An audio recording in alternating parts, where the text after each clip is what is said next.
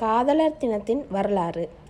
காதலர் தினம் ஒவ்வொரு ஆண்டும் பிப்ரவரி 14 உலகம் முழுவதும் கொண்டாடப்படும் ஒரு முக்கியமான நாளாகும். இது காதல், அன்பு மற்றும் உறவுகளை போற்றும் ஒரு சிறப்பு நாளாக கருதப்படுகிறது. இந்த நாளின் வரலாறு பல நூற்றாண்டுகளுக்கு முன்பு செல்கிறது. மேலும் இதன் தோற்றம் மதம், கலாச்சாரம் மற்றும் வரலாற்று நிகழ்வுகளின் கலவையாக உள்ளது.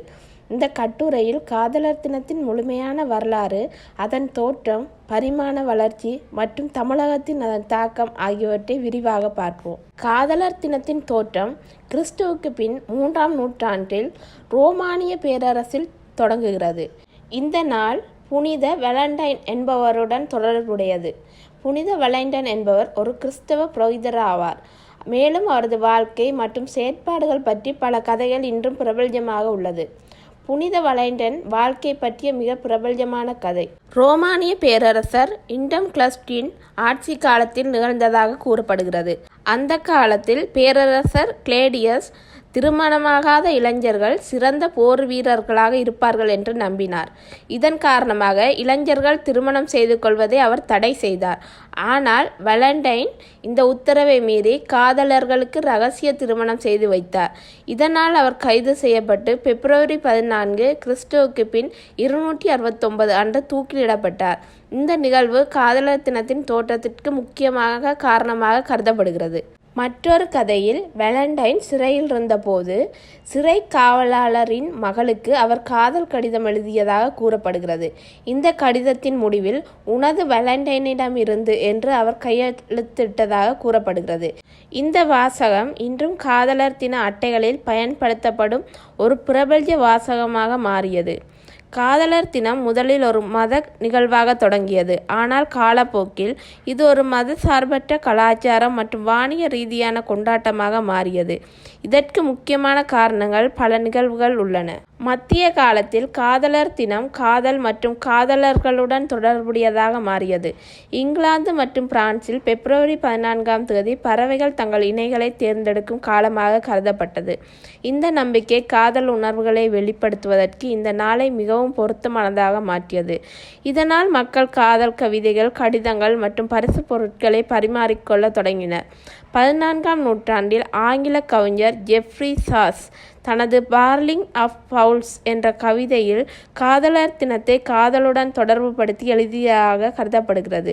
இது காதலர் தினத்தின் கலாச்சார முக்கியத்துவத்தை மேலும் வலுப்படுத்தியது. 18ஆம் நூற்றாண்டில் காதலர் தினத்தை கொண்டாடுவதற்காக கையால் எழுதப்பட்ட காதல் கடிதங்கள் மற்றும் அட்டைகள் பிரபல்யமடைந்தன. இந்த அட்டைகள் பெரும்பாலும் கவிதைகள், ஓவியங்கள் மற்றும் அலங்காரங்களுடன் அழகாக வடிவமைக்கப்பட்டன. 19ஆம் நூற்றாண்டில் அச்சிடும் தொழில்நுட்பத்தின் முன்னேற்றத்தால் காதலர் தின அட்டைகள் வெகுஜன உற்பத்தி செய்யப்பட்டு மக்களிடையே பரவலாக பயன்படுத்தப்பட்டன. 20ஆம் நூற்றாண்டில் காதலர் தினம் ஒரு வணிக ரீதியான கொண்டாட்டமாக மாறியது. பரிசு நிறுவனங்கள், மலர் விற்பனையாளர்கள், இனிப்பு உற்பத்தியாளர்கள் மற்றும் நகை விற்பனையாளர்கள் இந்த நாளை ஒரு பெரிய சந்தைப்படுத்தல் வாய்ப்பாக பயன்படுத்தினர். மலர்கள், சாக்லேட்டுகள், அட்டைகள் மற்றும் பிரபல்ய பரிசு பொருட்கள் காதலர் தினத்தின் முக்கிய அடையாளங்களாக மாறின. தமிழகத்தில் காதலர் தினம் மேற்கத்திய கலாச்சாரத்தின் செல்வாக்கால் 20ஆம் நூற்றாண்டின் பிற்பகுதியில் பிரபல்யமடைந்தது.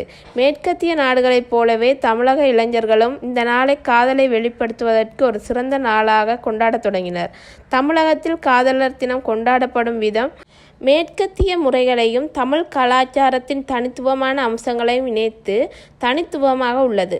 தமிழகத்தில் காதலர் தினத்தில் காதலர்கள் மலர்கள், சாக்லேட், அட்டைகள் மற்றும் நகைகளை பரிமாறிக்கொள்கின்றனர். குறிப்பாக சிகப்பு ரோஜா காதலின் அடையாளமாக பயன்படுத்தப்படுகிறது. தமிழ் இலக்கியத்தில் காதல் எப்போதும் முக்கிய இடம் பெற்றுள்ளது. இதனால் பல இளைஞர்கள் தங்கள் காதலை வெளிப்படுத்த கவிதைகள் மற்றும் கடிதங்களை எழுதுகின்றன.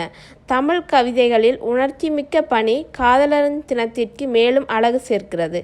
சென்னை, கோயம்புத்தூர், மதுரை போன்ற நகரங்களில் இளைஞர்கள் உணவகங்கள், கடற்கரைகள், பூங்காக்கள் மற்றும் திரையரங்குகளில் காதலர் தினத்தை கொண்டாடுகின்றனர்.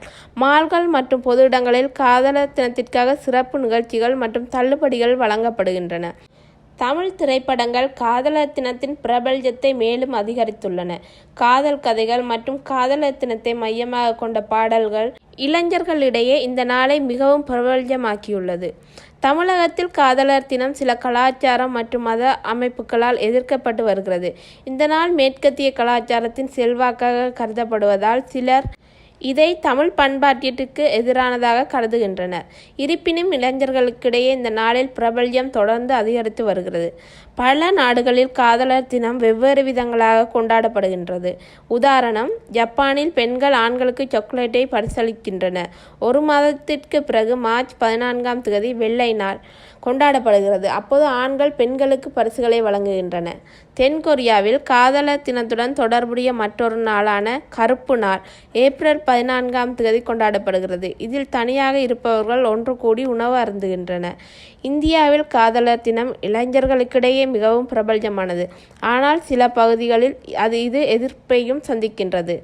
காதலர் தினம் ஒரு மத நிகழ்வாக தொடங்கி இன்று உலகளவில் காதல் மற்றும் அன்பை கொண்டாடும் ஒரு முக்கிய நாளாக மாறியுள்ளது.